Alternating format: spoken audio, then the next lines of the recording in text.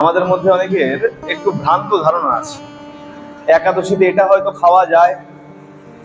অনেকে বলে দেখবে এটা খাওয়া যায়, এটাতে কি আছে, এটা তো আমিষ নয়, এটা খাওয়া যায় না। জানবে একাদশী শুধু একাদশী নয়, দশমী থেকে কিছু কিছু আহার বাদ দিতে হয়।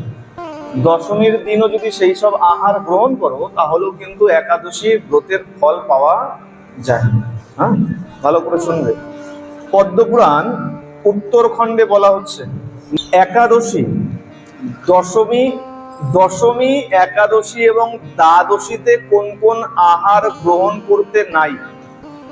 মন দিয়ে শুনবে, তিনটে দিনের কথা বললাম, দশমী, একাদশী আর দ্বাদশী। আমাদের একাদশী ব্রত মানে কিন্তু কেবল একদিনের ব্রত নয়, ভালো করে জানবে। 3 দিনকে নিয়ে একটা ব্রত হয়। একাদশীর ব্রত দশমী থেকে আরম্ভ হয়, একাদশীতে চললো, দ্বাদশী পর্যন্ত থাকে। হ্যাঁ, যারা আমিষ আহার করো তাদেরকে অবশ্যই দশমীর দিন সংযম করতে হবে। ভালো করে শুনে নাও, সংযম না করলে সেই একাদশীর পূর্ণ ফল পাওয়া যাবে।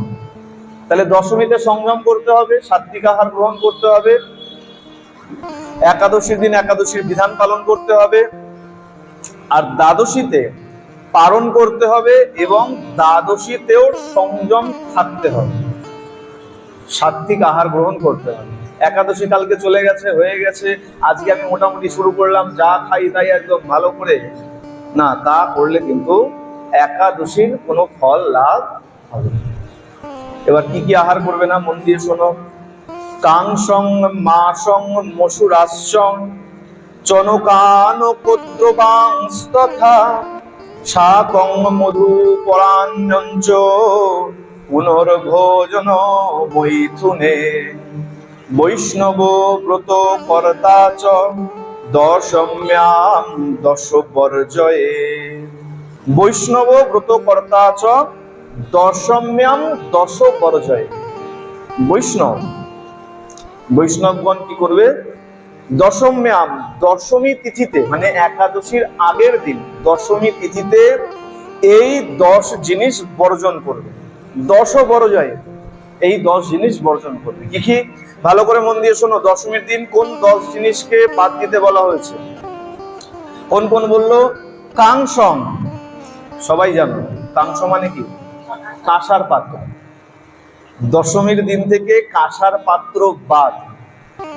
দশমীর দিন যেগুলো বাদ বলা হচ্ছে আমি আর অতিরিক্ত বলবো না, জানবে এগুলো একাদশীর দিন এবং দ্বাদশীর দিনও বাদ।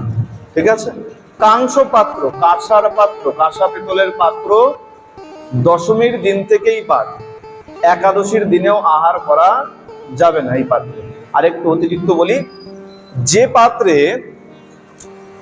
আমিষ আহার করা হয় একাদশীর দিন কিন্তু সেই পাত্রেও আহার করা যায়। একদম খুব ভালো সাবান দিয়ে মেজেছো, তাতেও কিন্তু কোনো কাজ হবে না। বলা হয় যেই পাত্রে একবার সুরা রাখা হয়েছে, মদ রাখা হয়েছে, সেই পাত্রকে আর কখনো ভগবত সেবায় ব্যবহার করা যায়। ঠিক তেমন যে পাত্রে আমিষ আহার করা হয় সেই পাত্রে কোনোদিন কোনো ব্রতের উপবাসের দিন ব্যবহার করতে নেই। বোঝা গেছে? কাংস মানে কাঁসা। মাসং, মাসং মানে কি? মাসং মানে হচ্ছে মাসকলাই, মাসকলাই।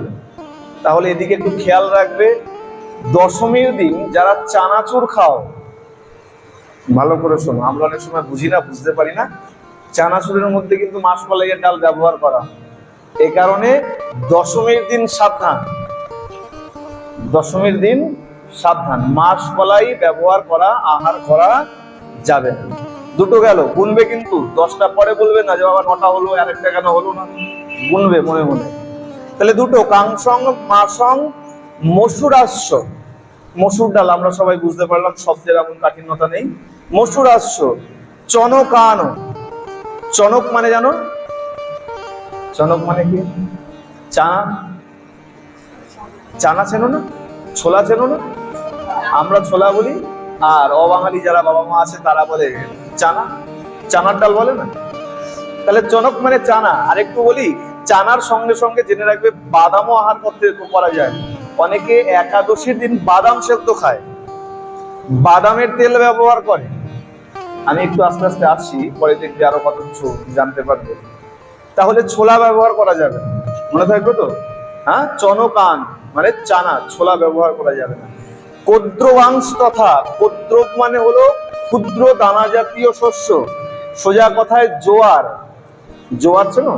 জোয়ার বাজরা চেনো না? একদম ছোট ছোট দানি, বার্লি, বার্লি বলে, চেনো তো? একদম ছোট ছোট ক্ষুদ্র, এইসব দানা জাতীয় শস্যকে বলা হয় কদ্র। এইসব দানা জাতীয় শস্য দশমীর দিন থেকেই বাদ। আর কি বলা হলো? শাকং, শাক, যে কোনো শাক। শাক মানে এখানে বেদব্যাস বলেনি যে কলমি শাক নাকি লাউ শাক, বলেনি, তাহলে বলেছে শাকং। দশমীর দিন কোনো শাক ব্যবহার করা, আহার করা যাবে। মধু আলাদা করে বলার প্রয়োজন নাই, মধু মানে আমরা বুঝতেই পারছি। পরান্ন, পরান্ন বলতে এখানে দুরকম ভাবে বলা হয়েছে। পরান্ন হলো অপর বাড়িতে গিয়ে আহার করাও যাবে না, অপর গৃহের অন্ন ভোজন করা যাবে না। ব্রতের আগের দিন কেন বলে? কে কিভাবে আহার গ্রহণ করছে, কোন পাত্রে আহার গ্রহণ করছে আমরা কেউ জানি না। এ কারণে বিচার রেখে বলা হয় পরান্ন, পরান্ন। এই পরান্ন ভোজন করা যাবে না। আর পুনর্ভোজন, বারবার ভোজন করাও যাবে না। ভালো করে শুনবে, দশমীর দিনেও বারবার ভোজন করা যাবে না। উত্তম বলা হয়েছে একাহার। কাহার? একাহার, একবার, তাও সূর্যদেব উদীয়মান থাকা অবস্থায়। এটা হলো শ্রেষ্ঠ বিধান। তাহলে পুনর্ভোজন করা যাবে না, আর মৈথুন করা যাবে না। সংযম তো পুরোপুরি সংযম, মৈথুন করা চলবে। এই 10 জিনিস বৈষ্ণবগণ দশমীর দিন বাদ দেবে। বোঝা গেছে? তাহলে চিন্তা করো, আমরা তো অনেক সময় চিন্তা করি মধুতে কি দোষ আছে, মধু তো আমিষ না। আমরা অনেক সময় তর্ক লাগিয়ে দেই, না না, এ জানে না, এ বলেছে মধু খাওয়া যায় না। মধু খাওয়া যায়। দেখো, আমি আমার নিজের মন থেকে বলছি না, বেদব্যাস ভগবান তিনি নিজে পদ্মপুরাণ উত্তরখণ্ডে পরিষ্কার ভাবে লিখছে। আমরা খালি ছুটে বেড়াই, কি খাবো কি খাবো না, এটা খাবো ওটা খাবো। দরকার নেই, শাস্ত্র ঘাটলে পরে পুঙ্খানুপুঙ্খ বিচার পাওয়া যায়। তাহলে মনে থাকবে কি কি বললাম দশমীর দিন? কাঁসার পাত্রে আহার করা যাবে না, মাসকলাই আহার করা যাবে না, মসুর ডাল। অনেকে বিচার দেয় ডাল তো গাছে হয়, এটা আবার কি করে আমিষ হলো? হ্যাঁ, মসুর ডালও আমিষের মধ্যে পড়ে। আর সংযম অবস্থায় মসুর ডালও খাওয়া চলে না, এই কারণে বলে দিল মসুর আশ্র। চনকান, কদ্রব, শাক, মধু, পরান্ন, পুনর্ভোজন আর মৈথুন, এই 10 বিষয় থেকে বৈষ্ণবকে দশমীর দিন সরে থাকতে হবে। গেল? আসো এইবার আমরা আসি একাদশীর দিন। একাদশীতে কি কি আহার করা যাবে না, মন দিয়ে শুনবে। দশমীর দিন গেল, এবার আমরা আসলাম একাদশীর দিন। দেখো, অনেক অনেক কথা আমরা জানি, আমি একটু সংক্ষেপে শাস্ত্র থেকে কেবল শোনাই যে কি কি বলা হয়েছে। দশমীর দিন কোন কোন কর্ম, কোন কোন আহার বাদ দিতে বলা হয়েছে। বলা হয়েছে দূতম ক্রীড়াঞ্চ নিদ্রাঞ্চ তাম্বুলম দন্ত ধাবনম পরাপবাদম পৈশূন্যম স্তেয়ম হিংসা তথা রতিম। মন দিয়ে শুনবে। দূত, জুয়া খেলা, যে কোনো রকম জুয়া খেলা হোক, ভালো করে জানবে বর্তমান যে ক্রিকেট খেলা হয় সেটাও এক প্রকারের জুয়া খেলা। ভালো করে শুনে নাও, বর্তমানে যে এক থেকে এক বড় বড় ক্রিকেট খেলা হচ্ছে না, এগুলো সব এক থেকে এক বড় জুয়া। দুধ, এই ক্রীড়া করা যাবে না একাদশীর দিন। মানে সোজা কথায় কোন রকম জুয়া খেলা, প্রথমত একাদশীর দিন বলে নয়, সারা জীবনে কোনোদিন জুয়া খেলাই উচিত না। কোন রকম ভাবে জুয়ার প্রতি আসক্ত হবে। এক। দ্বিতীয় বলা হলো দ্রুত ক্রীড়াঞ্চ, মানে দুধ ক্রীড়া করা, জুয়া খেলা। নিদ্রাঞ্চ, ভালো করে মন দিয়ে শোনো, আমি এর আগে অনেকবার বলেছি, এখানে আগেও একাদশীতে পাঠ করেছি, সেই সময় আমি বলেছি অনেকে মানতে চাওনি। আজকে বেদব্যাস বলছে, আজকে নিশ্চয়ই মানতে হবে তোমাদের। কি আমি বলেছিলাম? ঘুমাতে নাই একাদশীর দিন।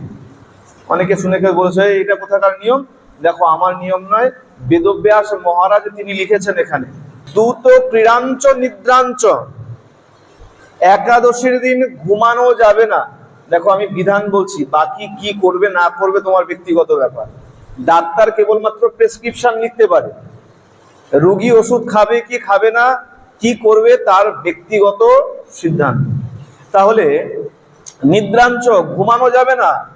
তাম্বুলম, তাম্বুল মানে পান সুপারি, ভালো করে শোনো। একাদশীর দিন কেবল পান সুপারি নয়, কোন রকম নেশা জাতীয় দ্রব্য আহার করা চলবে না।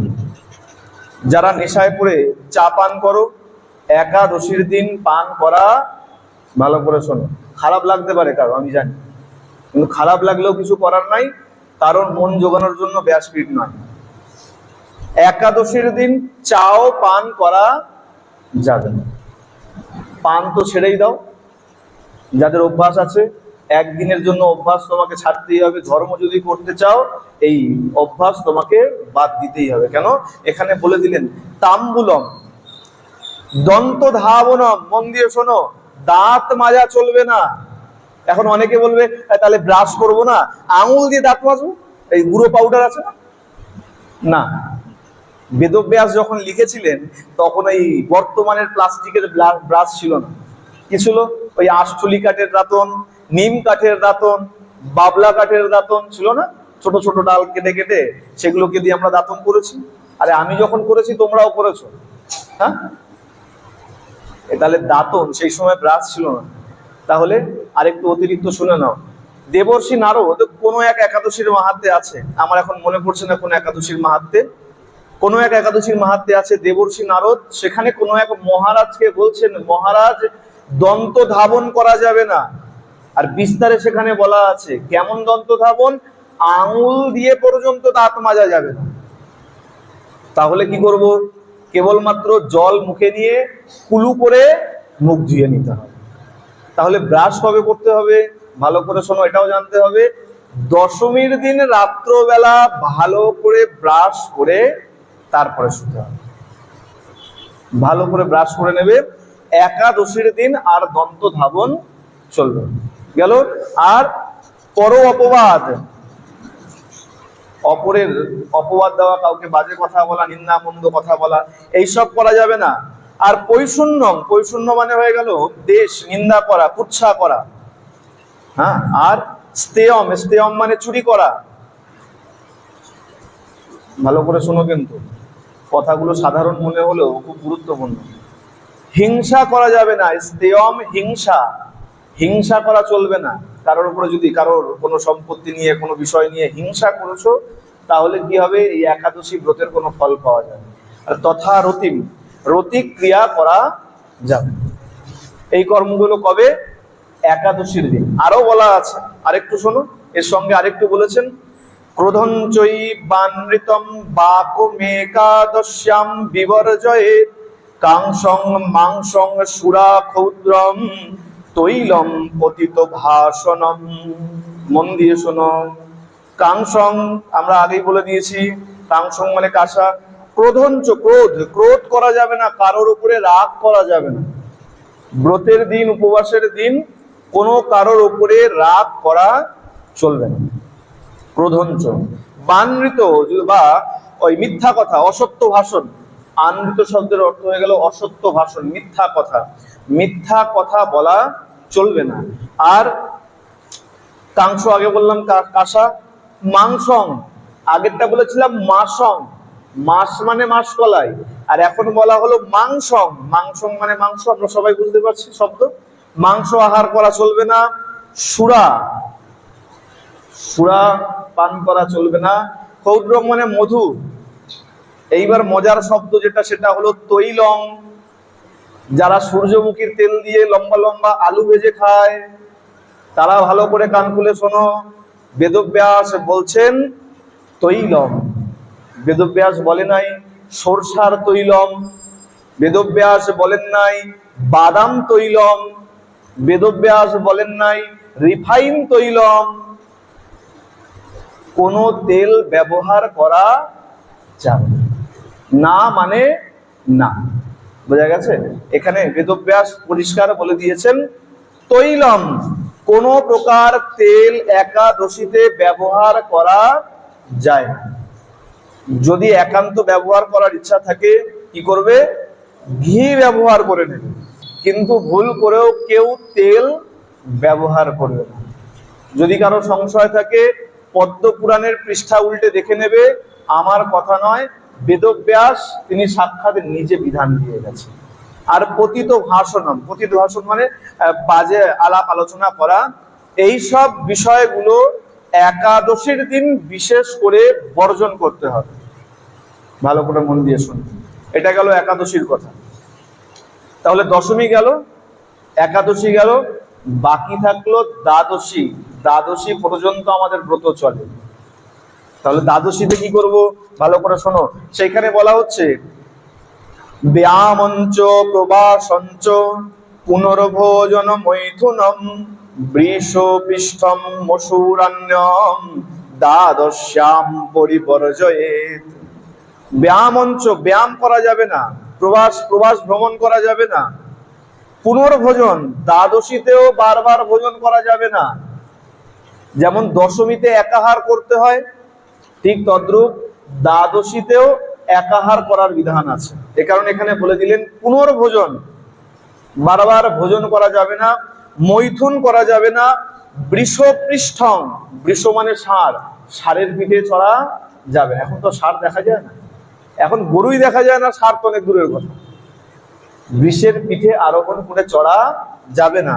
মসুরান্নং, মসুরের ডাল ব্যবহার করা যাবে না। এই বিষয়গুলো দ্বাদশীর দিনেও তোমাকে মানতে হবে। বেদব্যাস বললেন দ্বাদশ্যাম পরিবর্জয়, দ্বাদশীর দিন এগুলোকে বাদ দিতে হবে। সুতরাং এই বিষয়গুলো সবাই খেয়াল রাখবে এবং সবাই মানতে হবে, চেষ্টা করলে হবে না। যদি এগুলো থেকে সরে যাও তাহলে ব্রতের কোনো ফল লাভ হবে না। প্রেম সে বলো।